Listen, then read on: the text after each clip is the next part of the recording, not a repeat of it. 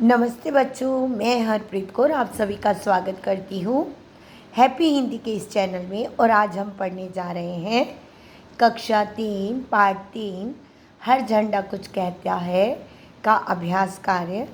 उसको करने से पहले बच्चों अब हम माइंड मैप देख लेते हैं। इससे आपको लेसन बिल्कुल क्लियर हो जाएगा। झंडे क्या बतलाते हैं, झंडे क्या बतलाते हैं मीन्स झंडे जो हैं वो हमें क्या किस तरह से वो बताते हैं। अगर वो काले सफ़ेद चेक वाले झंडे हैं तो वह हमें बताते हैं कि कार की दौड़ की समाप्ति हो गई है। ओलंपिक खेलों के झंडे पर ये देखिए बने छल्ले, छल्ले जो सर्कल्स बने हुए हैं उनको छल्ले बोला जा रहा है। पांच महाद्वीपों जो 5 कॉन्टिनेंट्स हैं उनकी एकता का प्रतीक है। एकता मीन्स यूनिटी, कि सब एक हैं। उसके बाद है झंडों के रंग क्या बतलाते हैं बच्चों। पहला रंग जो है सफ़ेद रंग, वो संधि का प्रतीक है, मीन्स एग्रीमेंट। हम दूसरों के साथ जब हम संधि कर लेते हैं तो वो एग्रीमेंट। लाल खतरा, डेंजर। हरा सुरक्षित, सेफ। पीला महामारी, पैंडमिक, जैसे कोरोना आया था। गंदगी, डस्ट। काला शोक, मृत्यु या विरोध, ये ग्रीफ, डेथ या प्रोटेस्ट करते हैं तो उसका प्रतीक होता है काला रंग। झंडों का क्या महत्व है। हर झंडा विशेष अर्थ देता है। मीन्स झंडे को देखकर हम पहचान जाते हैं कि क्या अर्थ है उसका और ये कौन से देश से संबंधित है। देश का राष्ट्रीय ध्वज सम्मान का प्रतीक है। देश का ध्वज जो है हमारे लिए सम्मान का प्रतीक है। इसी से हमारा गौरव बढ़ता है। जब कोई खिलाड़ी जीतता है तो हमारा ध्वज ऊपर लहराता है, ठीक है ना। तो वो हमारे लिए बहुत ही सम्मान की बात है। चलिए अभ्यास कार्य शुरू करने से पहले फिर से हम पढ़ लेते हैं जो डिफ़िकल्ट वर्ड्स हैं इसमें। स्वतंत्रता, इंडिपेंडेंस, संस्थाओं, इंस्टीट्यूशंस, प्रतीक, जो हम प्रतीक होता है, सिंबल्स होते हैं। महाद्वीप, कॉन्टिनेंट्स, प्रसिद्ध, फेमस। ओलंपिक इंग्लिश वर्ड ही है बच्चों। श्रृंखला, series. Red cross English word जो कि आपको हॉस्पिटल्स के आगे मिलेगा रेड क्रॉस से। Scouts English word. समर्पण, डेडिकेशन। सुरक्षित, सेफ। मृत्यु, डेथ। ध्वज, फ्लैग। श्रद्धांजलि, होमिज। पहला है क्वेश्चन, स्वतंत्रता दिवस कब और क्यों मनाया जाता है। स्वतंत्रता दिवस 15 अगस्त को मनाया जाता है। क्यों? क्योंकि उस दिन हमारा देश आज़ाद हुआ था। केशिवा कंप्यूटर पर क्या खोज रही थी। केशिवा कंप्यूटर पर झंडों के बारे में खोज रही थी। हमारे राष्ट्रीय ध्वज का नाम क्या है। हमारे राष्ट्रीय ध्वज का क्या नाम है। तिरंगा। हमारे राष्ट्रीय त्यौहार कौन कौन से हैं। त्यौहार राष्ट्रीय, नेशनल, स्वतंत्रता दिवस, गणतंत्र दिवस एंड गांधी जयंती 2 अक्टूबर को मनाया जाता है। हर झंडा कुछ कहता है पाठ का नाम यदि आप बदलना चाहें तो क्या नाम रखेंगे, तो ये सोचिए और इसके बारे में आप खुद कोशिश कीजिए।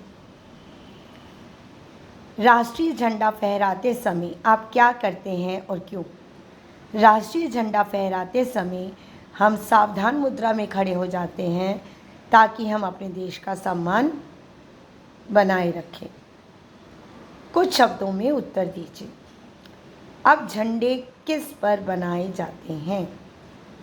अब झंडे कपड़े पर बनाए जाते हैं। आपने ऐसे, अब झंडे कपड़े पर बनाए जाते हैं। काले और सफ़ेद चेक वाला झंडा क्या बतलाता है कि क्या के बाद से कि कार दौड़ समाप्त हो गई है।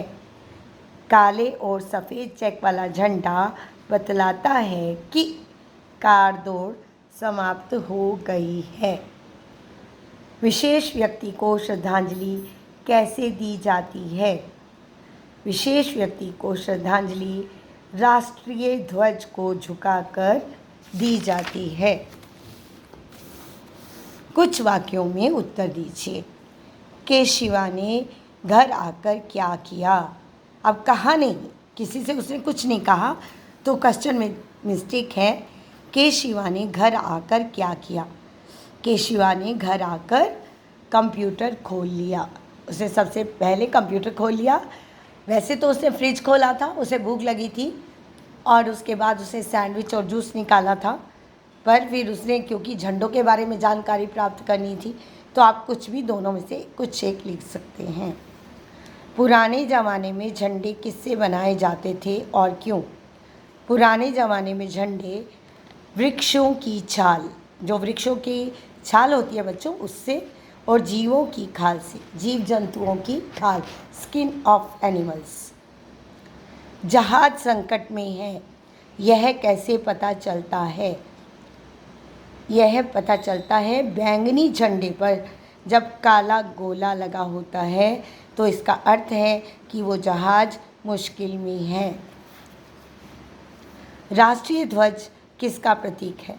देश के सम्मान का। और क्या बताता है कि हमारा देश जो है वो महान है और हम किसी से पीछे नहीं हैं। अभी यहाँ पर आपको झंडे दिए गए बच्चों। अभी मैंने आपको शुरू में ही बता दिया। सफ़ेद झंडा संधि या समर्पण, लाल झंडा खतरे का प्रतीक है, पीला झंडा गंदगी और महामारी का, काला झंडा शोक, मृत्यु और विरोध का। अब है वचन बदलिए। पहला कपड़ा, मतलब एक, अगर अनेक है तो कपड़ा, कपड़े। आ मात्रा नहीं लगेगी, ए मात्रा लगेगी। कपड़ा, कपड़े, झंडा, झंडे, आँख, आँखें। यहाँ पर आ मात्रा नहीं है बच्चों, पर फिर भी ए मात्रा का प्रयोग होगा, क्योंकि आँखें, ए क्या स्वर है, पर पीछे डॉट लगा देंगे।